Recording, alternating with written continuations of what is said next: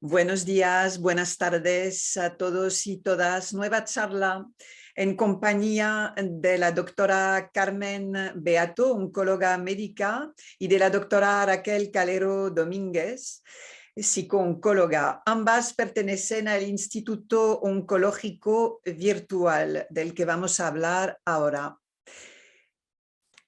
¿Cómo comunicar durante el proceso oncológico? Pues es la delicada pregunta que voy a hacer a mis invitadas. ¿Qué tal estáis? ¿Qué tal, Valeria? Muy bien, Buenas tardes. por otra nueva entrevista. ¿Se ha complicado la comunicación con el paciente a raíz del coronavirus? Obviamente sí, pues yo siempre cuento cuando el 11 de marzo nos reunió nuestro jefe para ver cómo abordábamos pues esos iniciales 15 días, ¿no? que iba a durar la pandemia. Y nos dijo que íbamos a estar 15 días sin ver a los pacientes. Aún siendo 15 días nos pareció una locura. Pero ¿cómo vamos a estar 15 días sin ver pacientes? ¿Esto cómo se hace? Y bueno, pues nos dijeron, pues os vais a casa la mitad y os quedáis la otra mitad. Os lleváis un teléfono, el vuestro, y decidís qué pacientes tienen que venir obligatoriamente. Y al resto los llamáis por teléfono. Claro, esto además así improvisadamente fue muy complicado porque, bueno, teníamos que revisarnos las listas, pensar a quién le podíamos poner un tratamiento a distancia, cómo explicarle. Ahora había un paciente que no se enteraba porque tenía una hipoacusia, porque no oía, y a ver cómo te comunicabas con ese paciente. Otro que decía que él por teléfono no se enteraba, que le pusiera con su mujer y había que explicarle a un familiar saltándonos la ley de protección de datos a la torera. Y bueno, y circunstancias como dar una mala noticia o como... Ha sido un reto, pero bueno, con voluntad creo que no lo hemos hecho del todo mal. Y con ya son casi más de un año con esta crisis. Hemos, creo que, vuelto a una cierta normalidad. La telemedicina, en este caso, se va a quedar. Es decir, que yo creo que se va a quedar porque ayuda mucho a los pacientes que no necesitan ir a una consulta física. ¿Cómo Es que os relacionáis con ellos? Es que hemos descubierto que es útil. O sea, yo creo que a los oncólogos no se nos había ocurrido. Y no se nos había ocurrido porque pensábamos que esto no era para nosotros, que esto estaba muy bien para los dermatólogos, que veían una lesión en una tele y decían lo que tenía que tomarse el médico de cabecera, pero que esto para algo tan complejo desde el punto de vista humano como es lo nuestro no valía.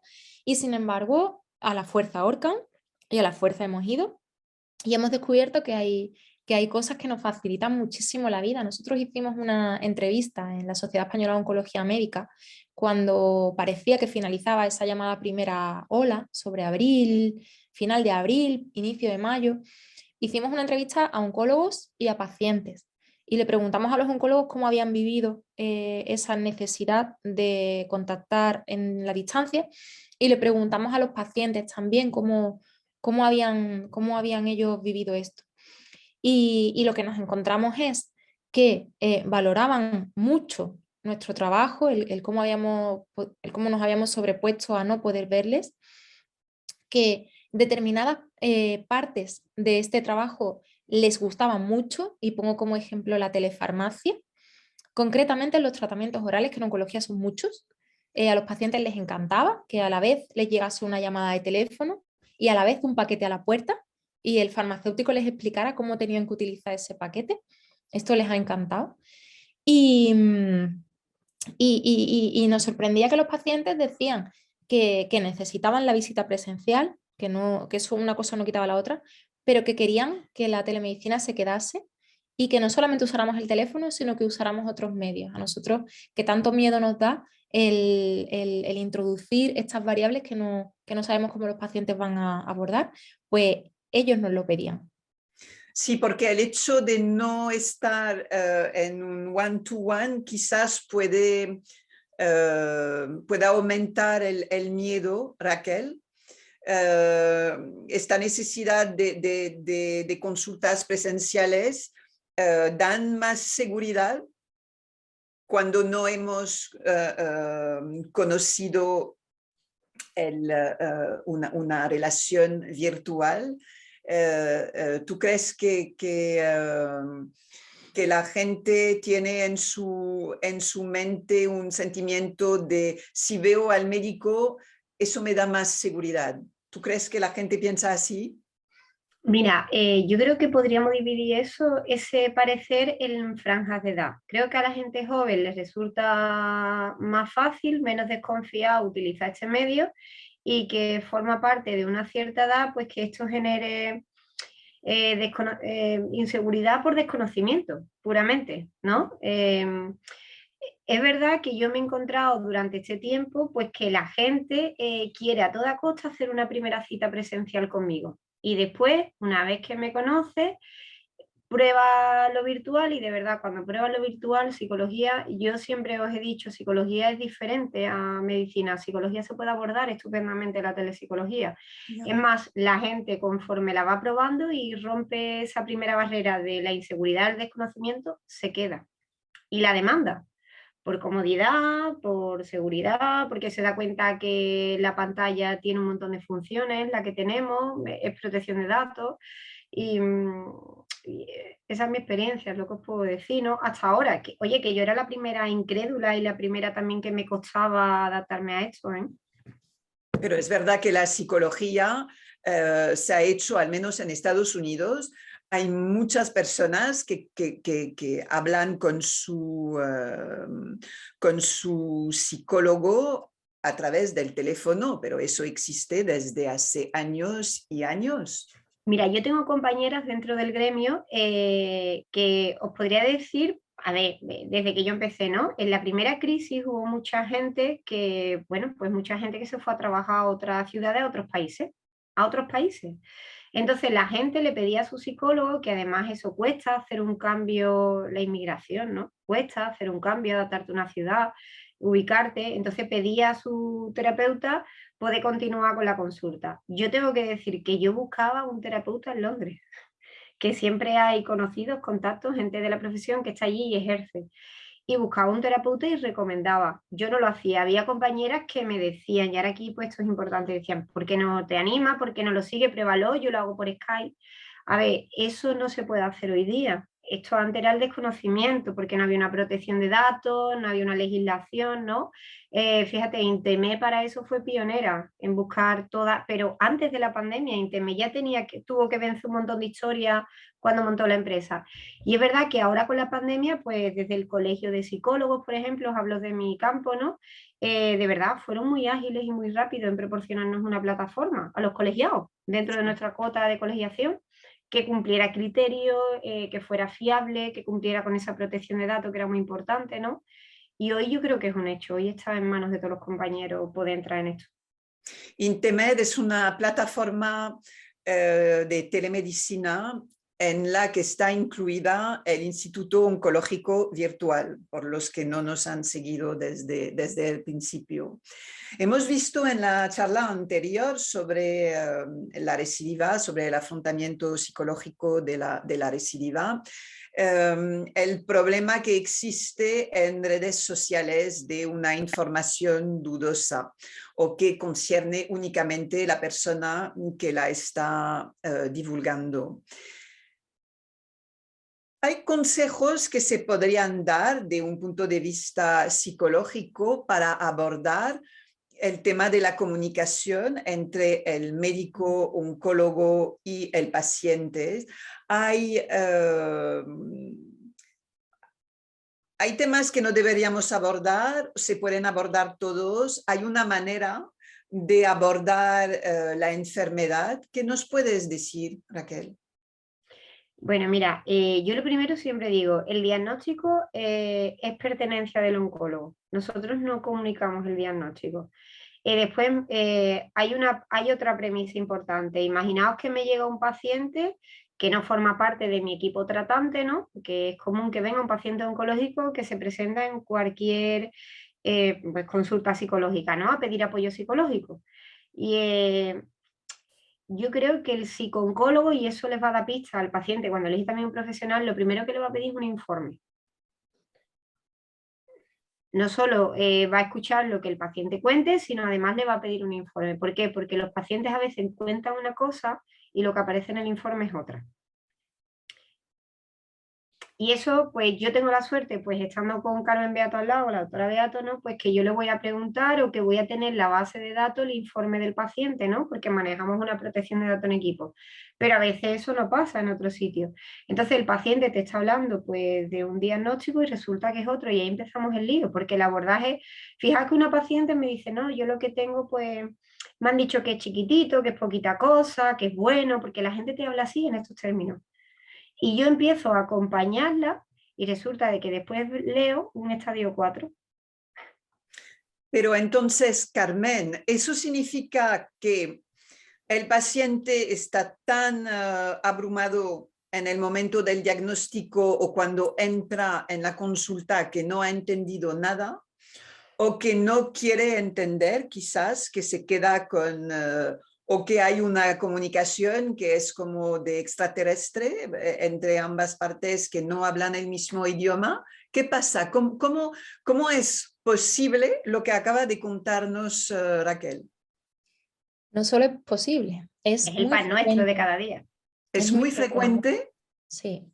Y yo siempre digo, se pueden hacer todas las cosas bien y que esto salga mal, como en todo en la vida. Y además luego hay veces que hacemos cosas mal. Pero, pero aquí hay muchos factores. Y factores, como siempre, que dependen de todas las partes. Hay una parte que depende del contexto, que nuestros contextos habitualmente son apresurados, de ver a un paciente en 15 minutos, y ese contexto manda, ¿eh? Porque yo no me comunico igual con mi paciente cuando estoy en mi consulta mía, que yo le puedo dedicar el tiempo que considero, que cuando estoy en una consulta en la que la premura, yo soy la primera que estoy estresada. Eso es una parte. Otra parte es el oncólogo, naturalmente, no nos vamos a quitar flores. Hay oncólogos que tienen enorme facilidad para comunicar y hay otros oncólogos que tienen más dificultad y probablemente ahí pueda haber fallas. Y obviamente hay otra parte que depende del paciente y esta parte que depende del paciente va a tener mucha carga, pero mucha carga no porque el paciente no se entere, ni porque el paciente hable otro idioma, sino porque el paciente está viviendo una situación muy compleja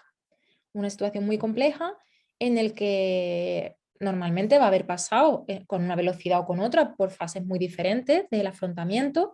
Ese paciente puede estar en su fase de ira, puede estar en su fase de negación, puede estar en su fase de lucha. Y si yo en su fase de negación le estoy contando una película, pues él puede estar pensando en lo que tú quieras, pero yo me voy a curar. Lo que tú me digas está bien, pero yo igual que si está en otra fase de aceptación, pues lo que yo le diga, a poquito bien que yo lo haga, él puede acogerlo de una manera muy, muy sencilla, ¿no? Pero el paciente está en una situación muy compleja y además del paciente tenemos a la familia. Y la familia siempre está, obvio, la familia quiere que todo esté normal, que cuanto antes todo esté bien y la familia lo que no quiere es dejar pasar esa información, ¿no? Entonces yo puedo tener una familia que está detrás del paciente y diciendo,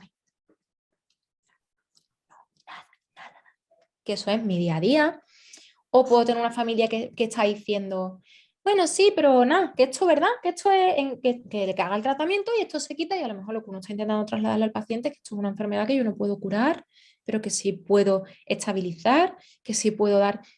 Y la familia le está haciendo la traducción simultánea de, sí, bueno, que hagas tu tratamiento y que esto en 2 días está arreglado.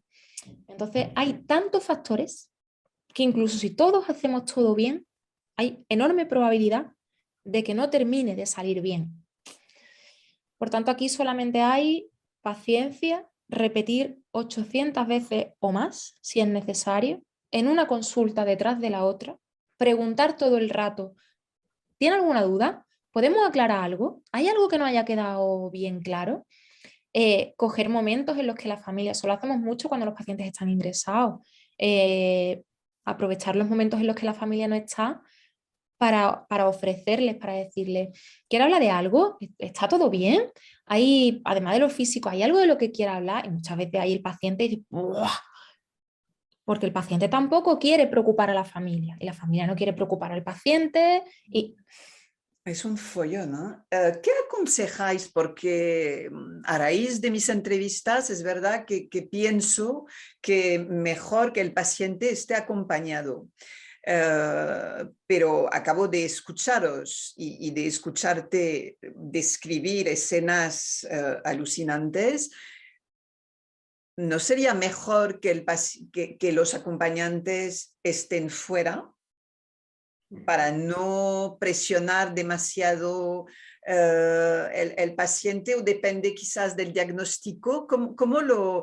¿Cuál es vuestra sensación vosotras desde vuestra experiencia, como siempre? Mira, voy a empezar yo a contextualizar, ¿vale? Si os parece. A ver, yo creo que tenemos que partir de la base que es un binomio indiscutible, yo ya lo he mencionado, ¿no? En otras ocasiones, esta enfermedad, al ser tan compleja, pues el paciente y el cuidador principal son los receptores, ¿no? De atención psicológica y médica, porque decimos, lo hemos mencionado muchas veces ya, ¿no? El cuidador tiene necesidades para poder cumplir con su función cuidadora, ¿no? Además de su autocuidado. Entonces, haber dicho esto, a mí vamos a poner la escena que hoy me llega el paciente y no es de mi equipo y es paciente oncológico y han dicho ya en la reserva de cita que es tal cual. Yo siempre, cuando vienen acompañados, dejo que entre. Ayer pasó con una paciente, dejo que entre con el acompañante porque el acompañante, yo siempre pregunto, ¿quieres que entre contigo? Y entonces hacen así, cuando yo noto la cara de alivio, entiendo que sí, que lo que quiere es porque lo mismo está nerviosa, porque ella cree que no se va a enterar o él cree que no se va a enterar lo suficiente, que su acompañante va a poder suplir esas carencias. Pero ahora ahí empieza la labor psicoeducativa con los dos a la vez. Entonces vamos indagando, vamos preguntando. Entonces, y es verdad, eso de las manos que siempre está, pues Carmen lo vive por supuestísimo, los oncólogos lo viven, pero en psicología también ahí, ¿no? Y entonces yo voy diciendo, a ver, lo primero, fijaos al paciente, ¿tú quieres estar informada de todo? ¿Tú has entrado con la oncóloga? Le decía ayer a una persona. Y decía, sí, sí, yo sí. Pero fijaos, esa misma pregunta, hay pacientes que a mí que me dan otra información porque yo tengo más tiempo, yo le dedico una hora, exclusivamente una hora a los pacientes. Claro, yo tengo un tiempo que Carmen no tiene para hablar de todos los aspectos emocionales, por eso es tan importante el equipo, irnos complementando, irnos pasando información. Entonces hay pacientes también que te dicen que no están preparados, que no quieren, que no quieren. Entonces, y eso forma parte de un objetivo de intervención terapéutica desde el punto de vista psicológico y en el equipo tratante, porque va a ser una dificultad en el abordaje terapéutico del paciente y del familiar, porque eso es una responsabilidad muy gorda que le estamos dando al familiar, al cuidador principal, ¿no? De que vaya tomando decisiones de la vida de otra persona, sea hija, sea mujer, sea marido, sea hermano, no sé, sea sobrino. Entonces, a partir de ahí tenemos que ir estableciendo pues, los objetivos terapéuticos y acompañándolo, ir argumentándolo para que esto fluya, porque la comunicación puede ser eficaz o puede ser una barbaridad y la comunicación, sin comunicación es que no podemos avanzar ni podemos cumplir con los objetivos terapéuticos del tratamiento. Con la telemedicina, ¿tenéis más tiempo que una consulta física? Yo tengo el mismo. Ahora, a partir de ahí, la doctora Beato le dirá su parte, pero yo tengo el mismo. no, en teoría la telemedicina, dicen los libros, debería ayudarnos a poder gestionar mejor nuestra consulta y ahorrar tiempo. La realidad es que hasta ahora, y no podemos olvidarnos de que ha venido en época de emergencia sanitaria, nos ha supuesto dedicar el triple de tiempo. O sea, nosotros nos suponía revisar el día antes las listas, decidir quién podía quedarse en casa y quién tenía que venir. Al día siguiente llamar. Llamabas y el paciente no estaba en casa y obviamente, porque tampoco lo llamabas a una hora fija. Entonces, obviamente, no ibas a dejar al pobre paciente que si en ese momento había ido a comprar el pan se quedara sin tu visita, pues luego tenías que volver a llamar. Y luego te decía, no, pero cuando esté mi mujer, porque yo no me entero. Y decía, bueno, pues le llamo otra vez en una hora. Y nosotros terminábamos nuestras jornadas Bueno, yo terminaba la jornada a las 10 de la noche porque me había dicho a mí misma que más allá de las 10 era de mala educación llamar a las casas. Pero si no hubiera podido seguir y dejábamos pacientes para mañana. Pero bueno, todo esto forma parte de un proceso de aprendizaje. Si dejamos todo esto aparte de la organización nuestra, teóricamente el tiempo que tenemos para atender a un paciente debe ser el mismo, porque nuestros gestores querrían que fuese menos, por aquello de que no tenemos que pasar al paciente, el tiempo que el paciente viene por el pasillo, entra en la consulta, se sienta, luego se marcha. Teóricamente esto nos lo ahorramos, por lo tanto, donde teníamos 15 minutos, si fuera por nuestros gestores igual teníamos 5. Pero bueno, nosotros nosotros acabamos de hacer el documento de necesidades de la Sociedad Española de Oncología Médica en cuanto a telemedicina, y lo que hemos pedido es que por favor nos dejen el mismo tiempo, pero no más. Sí, sí, me parece alucinante esto. No sé, yo ni siquiera en 15 minutos lo que os da tiempo de hacer. Para el paciente, la telemedicina, siempre que se pueda, lleva mucho más confort, es mucho más confortable porque no tiene que moverse, está tranquilamente en casa. Hemos visto que no siempre se entiende vuestro idioma cuando se diagnostica un cáncer. Me imagino que en las consultas siguientes quizás sea un poco más fluida, ¿no? La comunicación, porque se entiende mejor, porque entre consultas y consultas las personas han recurrido quizás a Doctor Google y a webs un poco con más rigor. Cuando se diagnostica, cuando se recibe el primer diagnóstico, yo tengo este feedback, la mente se nubla, es decir, es como si todo estuviera en blanco, es como si la voz del oncólogo estuviera y la mente del paciente estuviera en otra sala, es decir, que hay como un ruido, que es el oncólogo que habla, y la persona que acabamos de diagnosticar, la información no entra en su cerebro. ¿Sois consciente de esto? Y eso es algo que hemos tocado varias veces. ¿No sería absolutamente imprescindible la figura del psicooncólogo al menos en la primera consulta cuando hay este primer diagnóstico? Hay muchas necesidades sin cubrir y yo me quedo mucho antes. O sea, yo me quedo en cosas tan simples como la necesidad de que el equipo médico esté limitado, quiero decir. Si yo sé que en mi primera consulta yo no voy a poder dar toda la información o el paciente no va a poder metabolizar toda esa información, pero yo sé que yo voy a estar en la segunda consulta, pues yo ya sé la segunda consulta desde dónde cogerla. Y yo ya sé en cada consulta dónde tengo que ir. Y si me tengo que dedicar un rato a hablar con la mujer del paciente porque no termina de entender la situación y está dificultando, siempre estamos hablando de dificultades. Me gustaría dejar muy claro que la familia es fuente sobre todo de facilidad para el paciente, pero que ahora estamos hablando de las cuestiones en las que puede añadir una dificultad, ¿no? Pero aquí hay todavía cosas más importantes, o sea, no más importantes, más básicas, que es que ni siquiera siempre es el mismo oncólogo el que va a ver al paciente, con lo cual no tengo una figura de alguien que me soluciona la necesidad emocional, psicológica, la figura del psicooncólogo, que yo ahora pasaré el testigo a Raquel, sino que es que además ni siquiera mi figura puede de soslayo suplir esa ausencia, porque ni siquiera voy a ser yo quien vea siempre al paciente.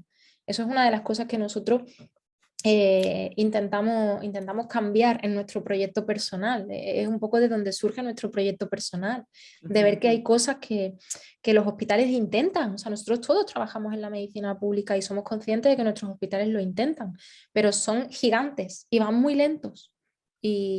Y bueno, yo no puedo hacer que siempre sea yo la que veo a mi paciente, yo no puedo yo no puedo tener a Raquel allí porque no la tengo, y de ahí nuestro proyecto personal de una oncología en la que yo pueda dedicar tiempo al paciente, en la que siempre sea yo quien va a ver al paciente en la que tenga la figura de Raquel al lado para cuando haga falta. Igual el paciente en un punto no la quiere, hay veces que ocurre, y sin embargo en otras lo pide a gritos.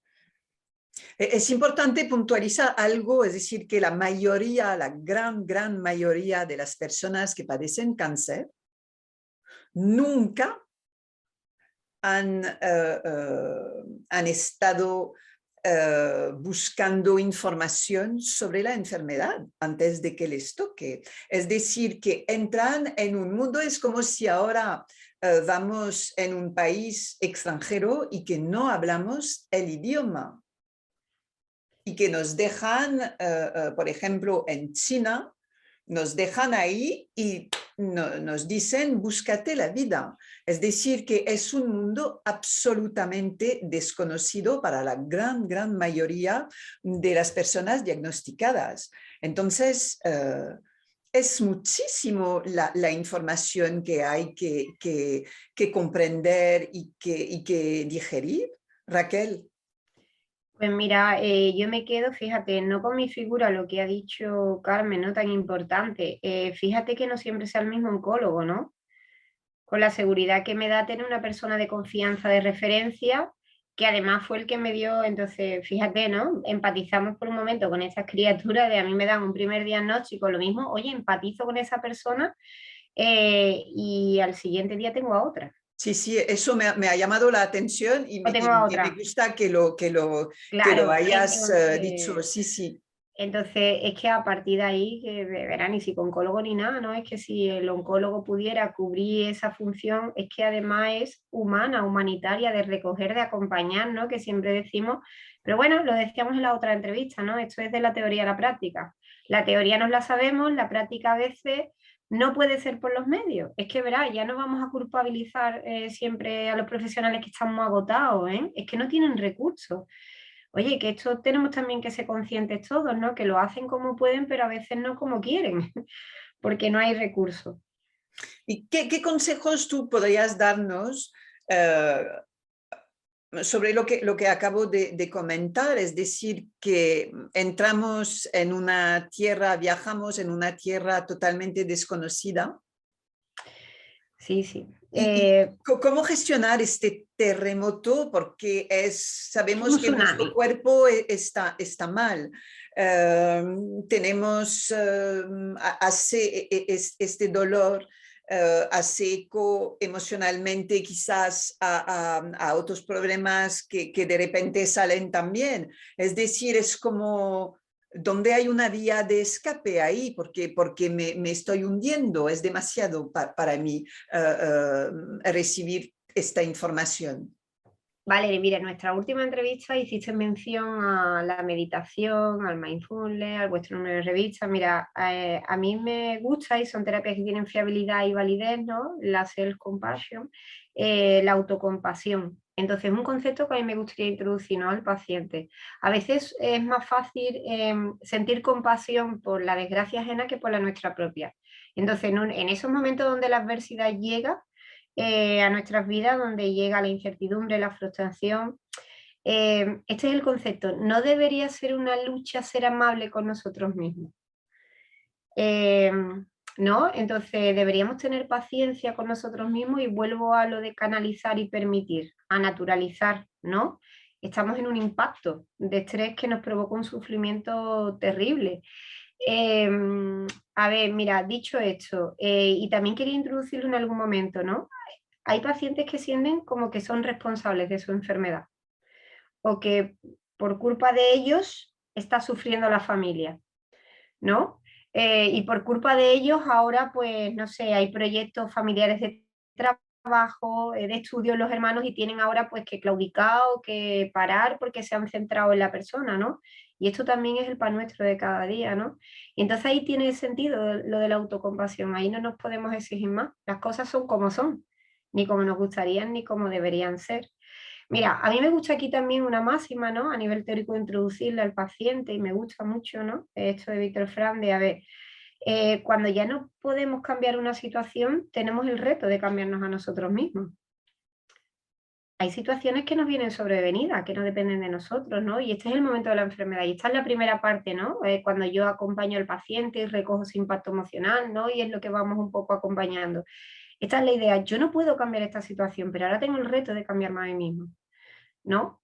Y me tengo que dejar ayudar y no hay otra, ¿no? Exactamente lo que quería abordar, porque estamos Me tengo hablando que dejar ayudar. de comunicación y hay esta dificultad que tenemos porque creemos que nadie lo podrá hacer tan bien como nosotros. Y yo no sé si eso afecta tanto las mujeres como los hombres, o si es más la imagen de la mujer. Yo suelo escuchar mucho a las mujeres. Quizás los hombres, la imagen será un poco diferente, pero es esta dificultad a pedir ayuda. No puedo sentirme cansada, no, porque tengo que ir a recoger a los niños, tengo que hacer esto y no tengo fuerza. Pues pedir ayuda es una de las soluciones, ¿no?, que se nos ofrece. ¿Por qué tenemos tanta dificultad a pedir ayuda? Porque estamos en una sociedad de éxito, donde el fracaso está mal visto, ¿no? Pero ¿dónde está el fracaso? Aquí no hay fracaso. Pero la gente lo vive como un fracaso, Valeria, este es el problema también, por eso lo del trabajo personal, cada uno tiene una historia, hay gente que vive un fracaso tener que abandonar su proyecto de vida, porque hay un abandono al proyecto de vida, hay un cambio de roles indiscutible cuando acontece la enfermedad. Fíjate, es que el primer duelo que vivimos cuando acontece la enfermedad es el duelo de la salud, perdemos la salud, entonces al perder la salud esto es como en un resfriado o ha pasado con el COVID, necesitamos ayuda, es que simplemente es eso, ¿no? Esto es el concepto de la autonomía, de la independencia en sociedad, ¿no? Y necesitamos ayuda, cuando estamos frágiles, cuando estamos enfermos, dependemos, nos gusta más o menos puntualmente de los demás. La COVID lo que ha movido, creo, en muchas personas es que nos vamos a morir un día. Entonces, cuando nos diagnostican es poner el dedo ahí en el hecho de que más allá del proyecto de vida somos mortales, cuando nos educan como si no hubiera nunca un final. A ver, es que esto es otra. Tenemos un problema importante con lo que tiene que ver con la cultura de la muerte, ¿no? Como sociedad. Y esto ya no tiene que ver con oncólogos, ni tiene que ver como sociedad, ¿no? Es la sociedad de la juventud, del no envejecimiento, del éxito, de verdad, del éxito, ¿no? Nos han inculcado que podemos con todo, puedes con todo. Además, todo es responsabilidad de ti, todo depende de ti. De ahí viene el concepto de la autocompasión, ¿no? Y el sentido de estas terapias, ¿no? Porque cuando nos han dicho tanto que todo depende de ti, tú de pronto enfermas. Y cuidado, porque yo digo, desde mi área se hizo mucho daño. Hubo una línea de investigación durante mucho tiempo donde se estudiaba cómo afectaba el estilo de personalidad a la enfermedad, ¿no? Y entonces de ahí hubo un malentendimiento y había gente que decía que, bueno, que si tenías un estilo vital depresivo tenías más probabilidades de enfermar de cáncer. ¿Vale? Nada más lejos de la realidad, porque después hay mucha gente y hemos visto socialmente, volvemos a las personas públicas, ¿no? Pues optimistas vitales y han fallecido. Sí, por desgracia, sí. Y Es no que tenía todos nada fallecemos. y no tenía nada que ver con eso. Entonces, responsabilizar a una persona encima y sentir una persona que no solo es culpable de su sufrimiento, ojo, que a la vez, sino de toda una familia sufriendo por ella o por él, es muy complejo. Entonces, oye, pues ahora que tenemos este medio de poderlo hacer público a los oyentes, a los que nos estén escuchando, de verdad un poquito de autocompasión, ¿no? Que no debería ser una lucha, ser amable con nosotros mismos. Ese es el primer punto. Estamos aquí y hay que afrontarlo. Entonces, oye, tenemos el reto ahora. Como ya la enfermedad no es reversible, estamos aquí en este proceso, el que sea, ¿no? Localizado, avanzado, pues con todo, en todas sus fases, ¿no? Tenemos el reto de cambiar a nosotros mismos. Porque la enfermedad forma parte de la vida, a todos nos puede pasar, Sí, a todos nos puede Y tocar. además, sí, Carmen, ¿tú notas un cambio en tus pacientes con el paso del tiempo? ¿Tú ves que su personalidad cambia, que sus prioridades cambian? ¿Notas esto? a ver, claro, es que con alguna frecuencia queremos ver al paciente como un paciente. O sea, rol único de paciente y el Mm. paciente no es un paciente. O sea, No. el paciente es una persona, yo, que mañana me levanto y tengo una convulsión y de repente tengo un glioblastoma y me voy a morir en un año. O sea, y yo sigo siendo yo. Yo con mis 4 trabajos, con mi niña que apareció hace un momento, que me dice mamá, mamá, con mi madre que lo pasa mal por cada cosa que ocurra y de repente yo ya soy un paciente, tengo que hacer mindfulness, que no lo he hecho en mi vida porque he tenido 4 trabajos y de repente tengo que saber hacerlo, que no sé, y tengo que aprender. Y de repente tengo que ser prácticamente vegano, porque si como carne, pues eso mal. Y si me como el croissant por la mañana, que es lo único que me apetece en todo el día, pues también mal, tampoco es cierto. Y además tengo que estar contento, tengo que estar contento, ojo, porque si no estoy contento, eso también va a deteriorar mis posibilidades, tal. Y además es responsabilidad mía que esto vaya bien. Y oiga, no, que si eso no lo sabía hacer ayer que estaba bien, hoy que tengo un problema encima, no me pidas tanto, que yo soy la misma que era ayer, además con una enfermedad, pero tengo la misma hija que tenía ayer, la misma madre que tenía ayer, los mismos 4 trabajos que yo, como soy única y nadie puede hacer mi trabajo, pues estoy pensando que en la clínica se está cayendo todo a trozos, que tampoco, pero... O sea, y tenemos esa creencia de que el paciente de repente ya solo es paciente y se tiene que dedicar a comer verdura, a hacer mindfulness, a tener una vida apacible y todo esto cuando está en plena crisis vital y se está cuestionando la vida. Entonces, bueno, si se ve evolución, claro que se ve evolución, claro que se ve evolución. Yo el primer día, cuando la familia siempre invariablemente me dice, ¿a que tiene que estar contento? Le digo, mire, no tiene que estar contento. Tiene un problema. Y cuando a mí me toca la lotería, estoy contenta. Y cuando tengo un problema, estoy preocupado. Y ni al año de que me toque la lotería sigo contento, porque me he hecho a la idea, ni al año de empezar este problema voy a seguir. O sea, vamos a ir poco a poco, vamos a ir solucionándole el problema en la medida en que le vayamos solucionando el problema, en que todos solucionemos el problema juntos. El paciente irá dejando atrás este no salir de casa, esta preocupación. Pero también los que estamos alrededor queremos normalidad para nosotros mismos, porque también estamos atravesando un momento muy duro. Y si todo va normal, es como que es menos duro.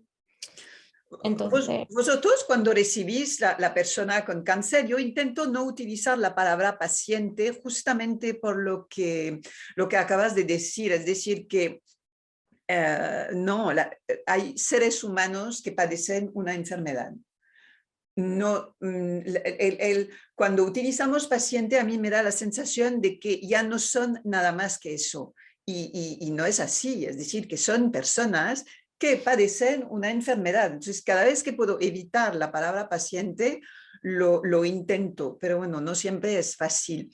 Vosotros cuando tenéis a una persona y tú particularmente, que entra en tu despacho, en tu consulta, por primera vez, tú, antes de hablar de los resultados por primera vez no, pero de los resultados de la biopsia, de todo esto, antes, ¿sabes de dónde viene esta persona? ¿Cuál es su perfil, su situación familiar, laboral? Cosas que quizás yo sé que Raquel lo pregunta en la primera conversación para poder saber cómo se van a desarrollar las consultas.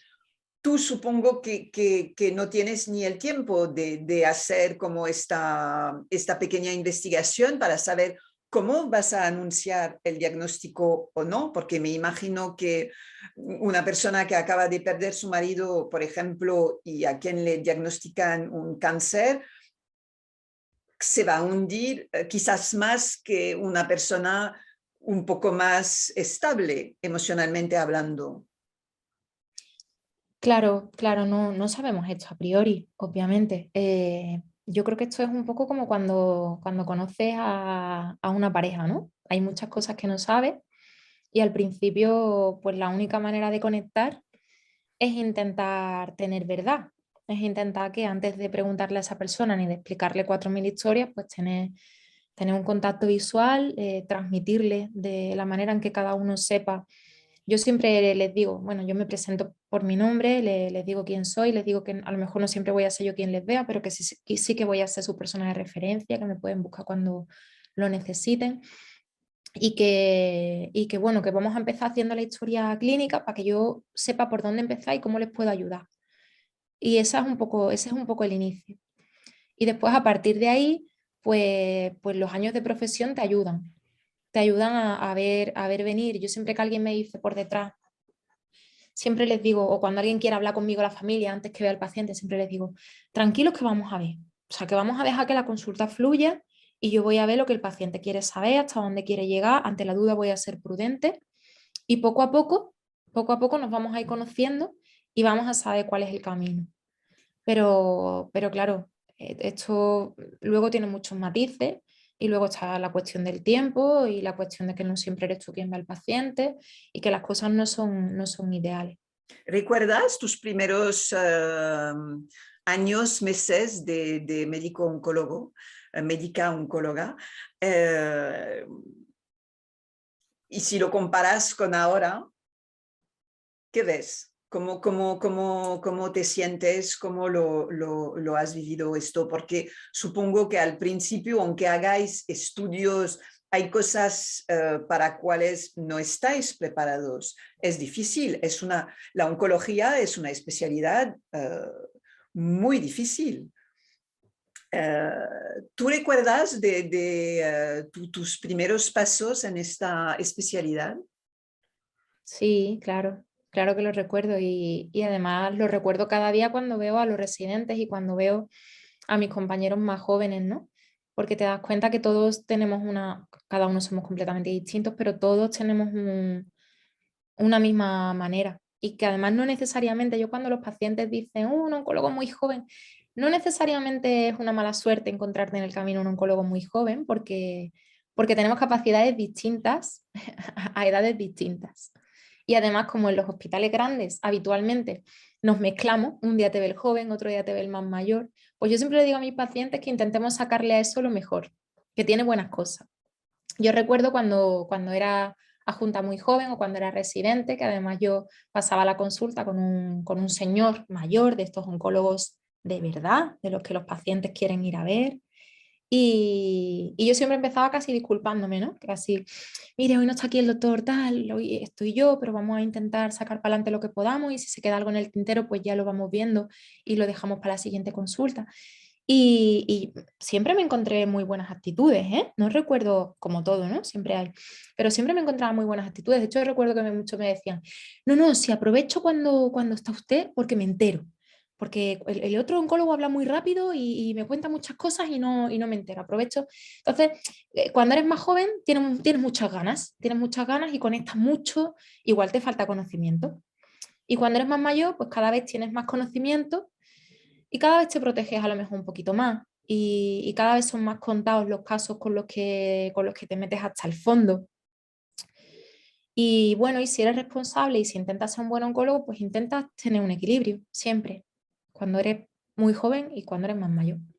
Lo que saco de estas entrevistas que hemos hecho es lo más importante es para la persona que padece el cáncer es recibir atención, escucha, la buena relación entre el médico y esta persona, poder tener otra escucha que es la del psicooncóloga, que también tiene que escuchar y no tener respuestas hechas, porque cada persona es diferente, como cada tumor es diferente, cada persona es diferente y necesita una atención personalizada. No solamente la medicina y la oncología tiene que ser personalizada, sino el tratamiento humano tiene que ser personalizado. Para acabar, ¿cómo lo veis vosotros? ¿Qué podríais añadir a todo lo que hemos dicho? Yo solo diría que quizá en esta entrevista hemos hablado de las dificultades, ¿no? Esto es como, pues yo siempre digo, como cuando te peleas con tu pareja y le dices todo lo que no te gusta. Y eso no significa que no haya un millón de cosas que te gustan. Sí. Pues con la comunicación y el paciente con cáncer pasa eso. Hemos hablado de todo lo que nos la dificulta, pero la realidad es que cuando haces una relación de tiempo y cuando poco a poco vas acompañando al paciente desde su inicio, pues al final lo que te dicen tus pacientes es que casi eres parte de su familia y que estás integrado en su vida y casi que, no sé, algunas veces te preguntan si crees que se tienen que meter en obras en el cuarto de baño. Entonces, bueno, pues eso es un privilegio acompañar y también es un privilegio la enseñanza que uno saca y cómo vive la vida desde este prisma. Y bueno, que en ese sentido somos afortunados y que globalmente y a pesar de la falta de tiempo y de las fases de la enfermedad y de cómo sea el oncólogo, la realidad es que en la mayor parte de los casos la relación y la comunicación entre oncólogo y paciente son muy buenas. Raquel, ¿qué puedes añadir? Bueno, pues mira, como Carmen un poco lo ha dicho todo, hay una cosa que me gusta mucho y es que nuestro trabajo nos cambia nuestra cosmovisión. Y eso también, conforme van pasando los años, supone también herramientas de cara al paciente, ¿no? Porque tenemos más asentamiento para recogerlo, para acompañarlo, ¿no? En la adversidad, en el sufrimiento, en la dificultad, porque al final la comunicación se basa en eso, ¿no? En esos pilares, ¿no? En la adversidad por la que atraviesa el paciente. Entonces, bueno, sí, hemos hablado de las dificultades, pero es real que se puede, que tenemos medios y que al final hay pacientes satisfechos y cosas que salen. Entonces yo, pues, el llamamiento es que la gente se deje ayudar, que pida ayuda y que pida ayuda desde el principio, que no quite valor ni el paciente ni el familiar a la angustia emocional, que no esperen a estar muy mal, que no hace falta estar muy mal, que se puede pedir ayuda desde el primer desajuste a organizar, canalizar y, en fin, y ahí tomando decisiones con la ayuda de una persona ajena, porque hay veces, y esto también no lo hemos dicho, pero lo quiero remarcar, que el paciente no se apoya como debería en el familiar o el familiar en el paciente por miedo a sobrecargarse. Y eso también es uno de los problemas de comunicación que acontecen durante el proceso. Ya. Pues os agradezco muchísimo vuestra presencia. Es verdad que yo creo que la mayoría de las personas que he entrevistado a lo largo de estos años veneraba a su oncólogo y al personal sanitario por todo lo que habían hecho para ellos. Hay muchísimo más amor que sale de ahí. Y yo personalmente tengo una admiración sin fin por el trabajo que hacéis, porque creo que, como lo decía, es un mundo brutal, el mundo del cáncer, muy duro. Y enfrentarse a este dolor todos los días, tanto tú, Carmen, como tú, Raquel, es de admirar. Yo es que francamente no lo veo muy difícil. Y a ver si se ayuda un poco más a las personas que padecen cáncer y a los médicos y personal sanitario que de verdad necesitan ayuda para poder trabajar mejor y con más dignidad también. Yo creo que ya es el momento, sobre todo cuando vemos todo lo que ha pasado estos últimos meses. Muchísimas gracias, os mando un abrazo muy fuerte. A ti siempre, lo hace súper fácil, la verdad es que me dará como pena, mira que me da como pena, ¿no? Porque yo seguiría hablando contigo muchísimo, ¿no? Seguiremos, Compañero. seguiremos. Muchas gracias, Valerie. Gracias. Gracias, Raquel. Buena tarde.